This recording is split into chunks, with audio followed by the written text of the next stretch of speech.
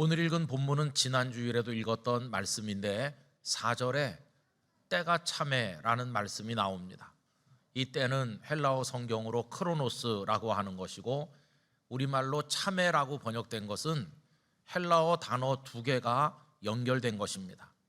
하나는 충만함을 나타내는 플레로마라고 하는 단어고 또 다른 하나는 오다라는 뜻의 에르코마이라는 동사입니다.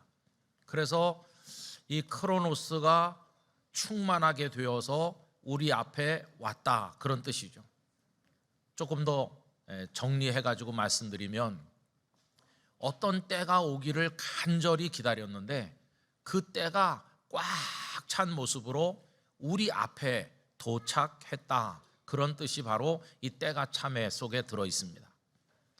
이 때가 참에라고 할 때 그 때는 마치 경기 종료를 알리는 휘슬 소리가 울리는 때와 같다고 할 수 있습니다. 이기고 있는 팀은 이겼다 그러면서 달려나갈 것입니다.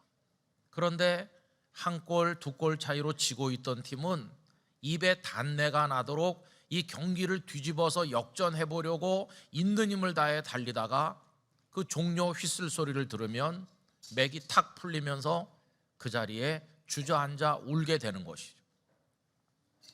여러분, 똑같은 때인데 그 때가 어떤 사람에게는 절망으로 다가오고 어떤 사람에게는 소망과 기쁨으로 다가오는 것입니다. 이게 오늘 본문 때가 참에 속에 들어있는 의미라고 이야기할 수 있을 것입니다. 세상의 소리를 들어보시기 바랍니다. 이 세상에서도 종료를 알리는 휘슬 소리가 곳곳에서 많이 들리고 있죠. 그 휘슬 소리를 듣는 순간 맥이 풀리는 사람이 많이 있습니다. 왜냐하면 끝이기 때문이죠. 종말이기 때문이죠. 이 종말을 에스카톤이라고 하는데, 그래서 종말론을 에스카톨로지라고 부릅니다. 모든 것이 다 종결되는, 다 끝나고 마는 슬픔의 순간이죠. 여러분, 인생이 왜 슬프다고 생각하십니까? 끝이 있다고 생각하기 때문입니다. 사람들이 죽음을 두려워하는 이유는 무엇일까요? 모든 게 다 끝나는 순간이라고 생각하기 때문이죠. 그래서 이 세상에서 들리는 휘슬 소리는 우리의 심장이 쿵 멎는 것처럼 충격을 받게 하고 모든 게 끝이로구나, 절망하게 만드는 소리라고 말할 수 있을 것입니다. 자, 그렇다고 한다면 우리에게 절망을 가져오는, 모든 게 끝났다고 하는 휘슬 소리 말고 우리에게 기쁨과 소망을 가져오고 우리의 가슴을 뛰게 만들고 막 말할 수 없는 감동으로 벌떡 일어서게 만드는 그런 휘슬 소리는 없는 것일까요? 여러분, 참으로 놀랍고도 감사하게 우리의 심장이 뛰게 만들고 우리로 하여금 거룩한 흥분으로 달려 일어나게 만드는, 일어나서 달려가게 만드는 그런 휘슬 소리가 있습니다. 그런 소리가 있어요. 그런 소리가 어디 있나? 탄생하여 오신 예수 그리스도 안에 있습니다. 예수님께서 이 땅에 탄생하여 오심으로써 놀라운 일이 일어났는데 끝인 줄 알았던 그 자리에서 새롭게 시작하는 것이 가능하게 되었습니다. 예수님은 끝을 시작으로 바꾸시는 분이십니다. 한 남자의 이야기를 해보겠습니다. 그 사람은 나름대로 꿈이 많았고 자신의 인생을 잘 살아보려고 노력했습니다. 비록 그의 환경이 열악했지만 끌려가지 않을 것이다, 나는 어떻게 해서든지 개척하고 극복해서 성공적인 인생을 살겠다고 다짐을 했습니다. 그러나 현실의 장벽은 얼마나 높은지 그의 힘으로 넘기가 불가능해 보였습니다. 그는 분노했고 왜 자신에게만 그런 어려운 환경이 주어졌는지 낙심하면서 법이 허용하지 않는 방식들을 동원하기 시작했습니다. 탈법도 하고 편법도 동원하고 불법도 동원하고 폭력도 동원하고 수단과 방법을 가리지 않고 자신의 왕국을 구축해 보기 위해서 애를 썼는데, 그래서 끝자락에 남은 게 뭔가? 그에게 남은 것은 행악자로서 사형수라고 하는 것만 그의 인생 끝에 남게 됐습니다. 그는 많은 사람들의 손가락질을 받으면서 그 무거운 나무 토막을 지고 언덕으로 올라와 십자가에 매달리는 신세가 되었습니다. 한평생을 달려왔건만 그를 기다리고 있는 것은 그것뿐이었습니다. 날카로운 못이 그의 손바닥을 꿰뚫고 발등을 꿰뚫어 그의 육신을 그 나무에 매다는 그 순간 온 몸이 찢겨지는 고통 아래서, 어떻게 해볼 수 없는 통증 아래서 몸부림쳐야만 했습니다. 그렇게 끝이 다가오고 있었어요. 품었던 꿈도 끝나고 그 꿈을 향해 달려가던 열정도 끝나고 기쁨도 다 끝나고 심지어는 세상을 향해 가졌던 분노와 저주까지도 끝나는, 모든 게 끝나는 순간이었습니다. 그도 이 땅에 태어나서 첫 울음을 울고 엄마의 품에 안겨서 방실방실 웃었던 때가 있었는데, 그 말띠 맑은 아이는 어디로 갔는지 없어지고 세상의 죄악에 탐닉하여 살다가 이제는 못 박혀 죽는 비참한 육신만 거기 남게 된 것이었어요. 한 사람의 비극적인 종말, 에스카톤이었다고 말할 수 있을 것입니다. 여러분, 이 사람이 누군지 이미 다 알아차리셨을 것입니다. 누가복음 23장에 기록된 예수님의 십자가 옆에 매달린 한 행악자의 이야기입니다. 복음서가 기록된 이유가 무엇인가요? 복음서는 예수님을 우리에게 알려주기 위해서 기록된 책 아닙니까? 그런데 왜 이 누가복음이, 예수님을 알려주기 위해 기록된 책인 누가복음이 그 옆에 매달린 엉뚱한 한 남자 이야기를 우리에게 들려주는 것일까요? 예수님께서 외롭게 홀로 십자가를 지신 게 아니다, 그 옆에 다른 사람이 있었다, 그걸 알려주는 게 목적일까요? 여러분, 그렇지 않습니다. 누가복음 23장이 그 한 남자의 이야기를 기록해서 오늘 우리로 하여금 읽게 하는 목적이 있는데, 그건 다른 게 아니라 그 사람이 행악자든 그 사람이 어떤 사람이든 상관없이 예수 그리스도 안에 있으면 끝이라고 생각하는 그 자리에서 새롭게 시작할 수 있다고 하는 사실을 보여주기 위한 것입니다.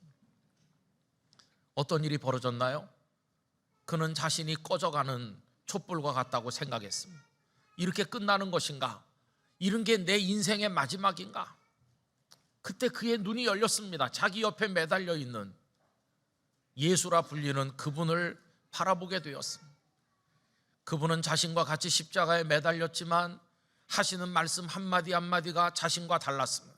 그는 평생 남을 증오하고 미워했지만 이분은 저들의 죄를 용서해 달라고 말씀하는 것이었습니다. 고통 속에서도 자애로운 눈빛을 느낄 수가 있었습니다. 이분이 바로 그분이신가? 이분이 우리에게 구원을 가져오시는 그 메시아이신가? 내 왕국은 이루지 못했지만 이분의 나라는 성취되는 것인가? 그렇다고 한다면 이분에게 나의 미래를 맡겨야 되겠다 생각이 들었습니다.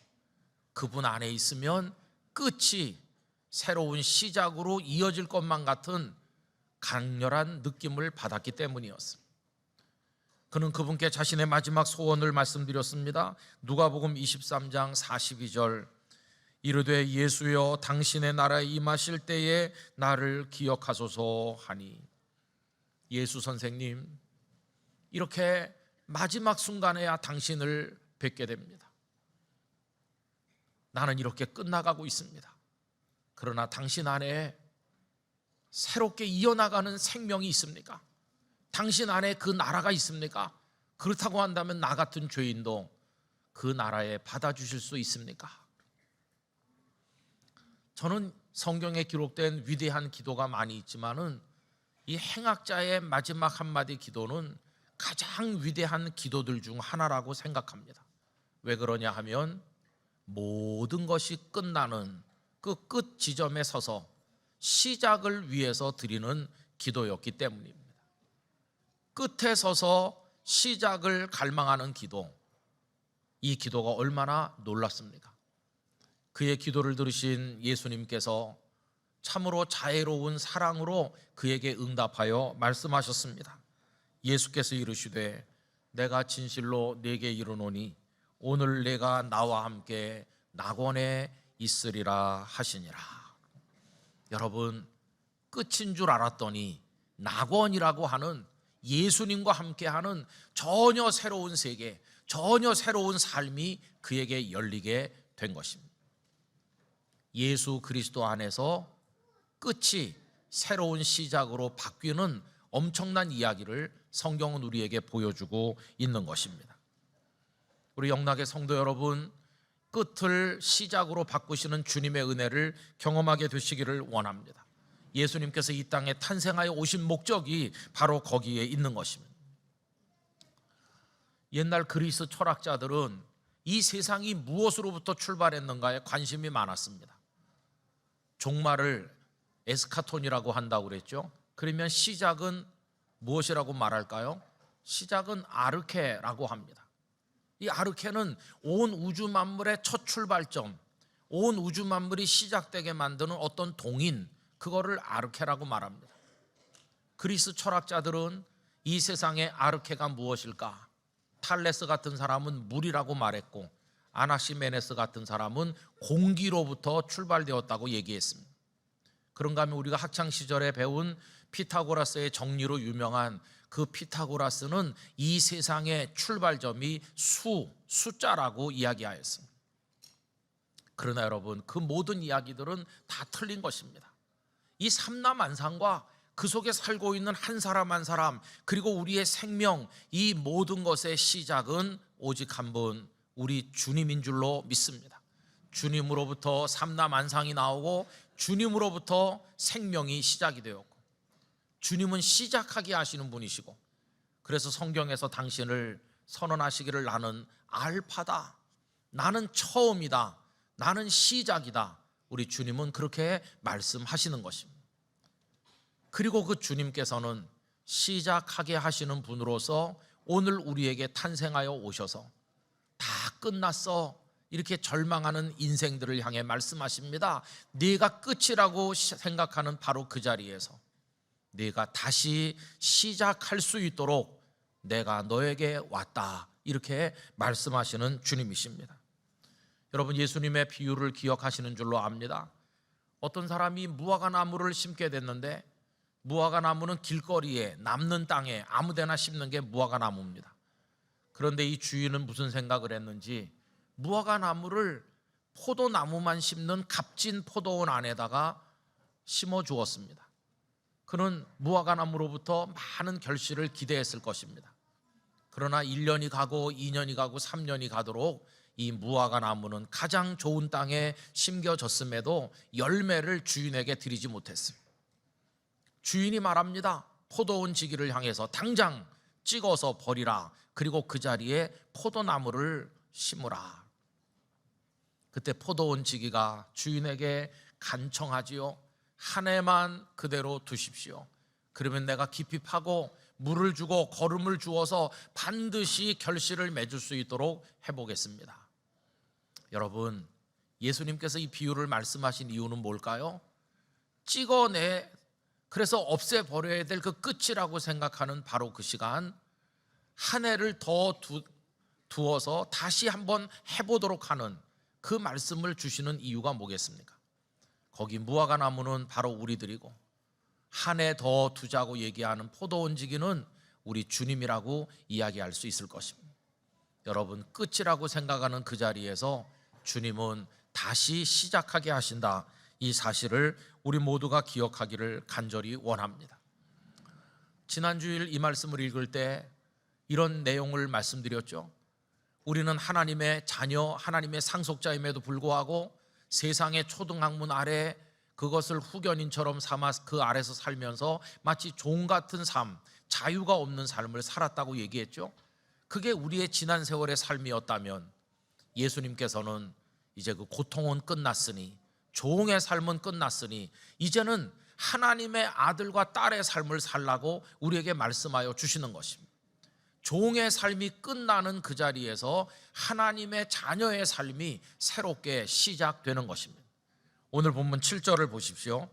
그러므로 내가 이후로는 종이 아니요 아들이니 아들이면 하나님으로 말미암아 유업을 받을 자니라, 이렇게 말씀하신 것입니다. 옛사람은 끝나고 끝난 그 자리에서 새 사람의 삶이 시작되게 만들어 주신다는 것입니다. 오늘 저는 이 말씀을 영락교회 성도들이 마음 깊이 받아들이실 수 있기를 기원합니다. 여러분, 2022년도의 종료를 알리는 휘슬 소리가 며칠만 지나면 우리의 귓전에 들릴 것입니다. 그 소리가 들릴 때 다 끝났구나, 이렇게 실패로 끝났구나, 패배로 끝났구나, 이렇게 하시겠습니까? 간절히 바라기는 2022년도의 종료를 알리는 그 소리 속에서 우리 주님의 음성을 들으시기를 바랍니다. 2023년도를 너에게 준다. 거기서 다시 시작된다. 내가 끝이라고 생각하는 그 자리가 일어서서 출발해야 될 시작 지점이니 일어서라, 내가 너와 함께 하겠다, 이렇게 말씀하실 때 그 음성을 들으시고 끝이라고 생각하는 그 자리에서 새롭게 출발하시는 여러분이 되시기를 부탁을 드리는 것입니다. 올해 우리의 표어는 행진하여 가라였는데, 하나님, 내가 나의 삶의 여러 영역, 신앙의 영역에서 행진하여 가지 못했습니다, 이렇게 생각하시는 분이 있다면 2023년 말씀 따라 행진하라는 그 표어에 새롭게 도전하시기를 부탁드립니다. 영락 오이코스와 함께 하나님의 말씀 속에 풍성한 은혜의 삶을 누리지 못했다는 그런 실패의 마음이 있으시다면 새로운 버전으로 시작하는 2023년도의 오이코스 프로그램을 통해서 하나님의 은혜의 세계 속으로 다시 걸어 들어가시기를 부탁을 드리는 것입니다. 여러분, 언젠가는 우리의 인생이 마무리될 때가 있을 것입니다. 그 종료 휘슬 소리가 들리면 몇십 년에 걸쳤던 우리의 인생이 끝이 나는 것입니다. 거친 호흡과 함께, 마지막 호흡과 함께 이 땅에서의 우리의 삶이 끝나는 그 순간을 맞이할 것입니다. 그러나 그게 끝인가요? 그렇지 않습니다. 우리의 마지막 호흡이 쉬어지는 그 순간이 우리 모두가 천국의 생명의 공기를 들이마시는 순간이 될 줄로 믿습니다. 그건 끝이 아니라 시작인 것입니다. 이 세상에 하늘과 땅과 바다가 다 녹아 없어지는 그 마지막 순간이 와도 하나님은 새 하늘과 새 땅을 통해서 이어져 나가고 새롭게 시작하도록 만들어 주십니다. 요한계시록 21장 1절을 보십시오. 또 내가 새 하늘과 새 땅을 보니 처음 하늘과 처음 땅이 없어졌고 바다도 다시 있지 않더라, 이렇게 말씀해 주시지 않았습니까? 하나님께서는 궁극적으로 이 세상이 없어지는 마지막 순간에 새로운 하나님의 나라가 열리도록 하신다는 걸 알려주고 있습니다. 여러분, 오늘 성탄절 예배와 더불어 송년주일 예배를 드리는 성도님들께 드리는 말씀의 요지는 간단합니다. 아픔으로 눈물 가운데 끝인가, 이렇게 생각할 때 우리 주님께서 시작이야, 다시 출발하는 거야, 이렇게 말씀하신다는 걸 기억하시기를 바랍니다. 그리고 우리가 세 가지만 마음에 정리하길 원합니다. 하나는 새해를 맞이하기 전에 버려야 될 것들을 버리고 끊어야 될 것들을 끊게 되기를 원합니다. 히브리서 12장 1절은 이렇게 권면하시죠. 이러므로 우리에게 구름같이 둘러싼 허다한 증인들이 있으니 모든 무거운 것과 얽매이기 쉬운 죄를 벗어버리고 인내로서 우리 앞에 당한 경주를 하며 라고 말씀했습니다. 여러분, 무엇이 무거운 짐이었나요? 그거 그대로 진 채로 새해로 가지 마시고 다 벗어버리시기를 바랍니다. 두 번째로는 올 한 해 동안 하나님께서 우리에게 주셨던 아름다운 것들은 새해에도 그대로 안고 가시기를 바랍니다.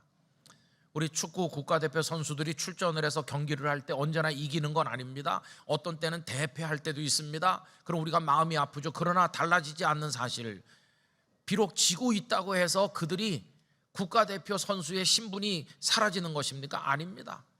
지고 있는 순간에도 그들은 국가대표 선수인 것이죠. 마찬가지로 2022년 한 해 동안 우리가 잘하지 못하고 실패하고 패배하고 잘못한 게 많지만 단지 자녀답지 못했을 뿐이지 우리는 그때도 자녀였고, 오늘 이 마지막 주일 예배를 드릴 수 있게 된 것은 하나님께서는 우리의 패배에도 불구하고 우리를 사랑하시고 인도하셨기 때문인 것입니다. 내년에도 우리는 여전히 하나님의 자녀로 살게 될 것입니다. 내년에도 하나님 우리를 사랑하실 것이고 우리를 응원하시고 인도해 주실 줄 믿습니다. 이 은혜를 그대로 가슴에 보듬어 안고 2023년도를 향해 나가게 되시기를 바랍니다. 마지막 세 번째는 새로운 시작을 명령하시니 이제는 새로운 마음, 새로운 결심으로 걸어가기를 원하는 것입니다. 여러 가지 영역에서 성도님들이 새롭게 다짐하시는 게 많을 줄로 알지만 우리 믿음의 영역에 있어서 우리 인생을 떠받치는 ABCD를 잘하게 되기를 원합니다. 여러분, 첫째로 예배에 대한 새로운 다짐과 함께 시작하시기를 부탁드립니다. 영락교회에서 드리는 모든 공적 예배, 하나님 제가 개근자가 되어서 신실한 예배자로 하나님의 은혜를 누리기를 원합니다. 이런 결심을 꼭 새롭게 하시기를 바랍니다. 어렵지만 다 대면 예배 나오셔서 하나님을 섬기시기를 바랍니다. 두 번째로는 하나님의 말씀으로 매일매일의 문을 열기로 다시 한번 새롭게 결심하시기를 바랍니다. 하나님의 말씀을 열심히 읽으시고 영혼 깊은 데서부터 그 말씀을 받으시고 그 말씀을 그대로 믿으시고 그 말씀대로 사시고 그 말씀이 우리에게 약속한 엄청난 하나님의 평강과 축복을 누리시기를 부탁드립니다.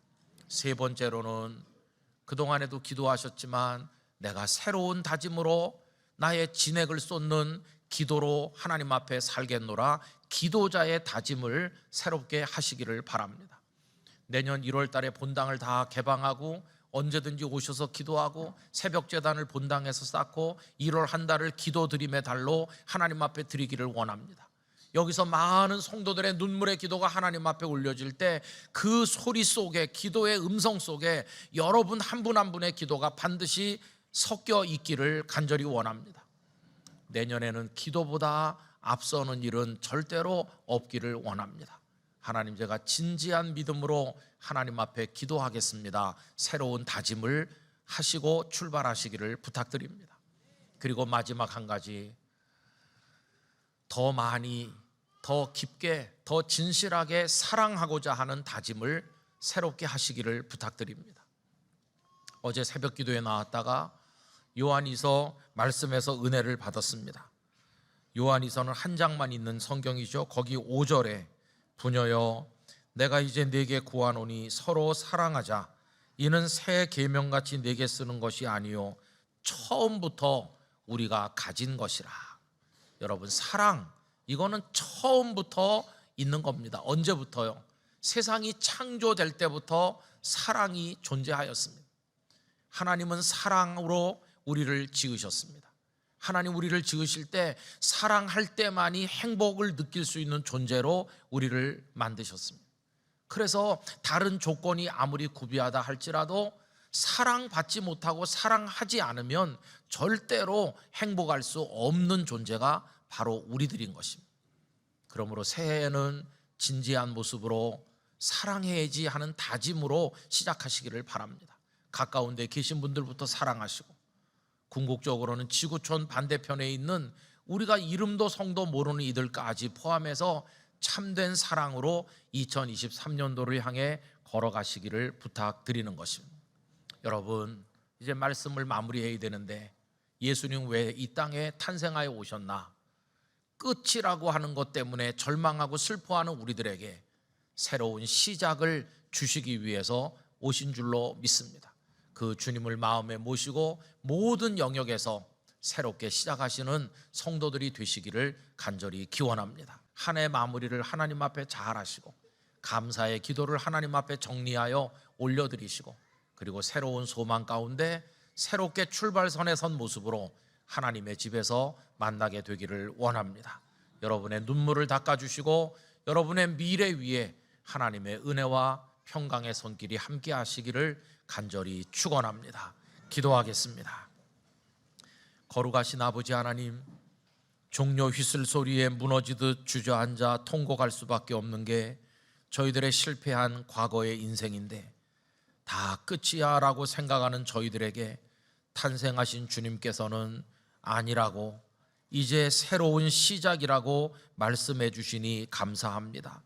낭망하여 쓰러져 있지 말게 하시고 다시 일어서게 하시고 달려갈 수 있는 힘과 용기를 허락하여 주시옵소서. 새로운 시간의 장을 펼쳐 주시니 새로운 다짐으로 나아가게 하여 주시옵소서. 예수님의 이름으로 기도드리옵나이다. 아멘.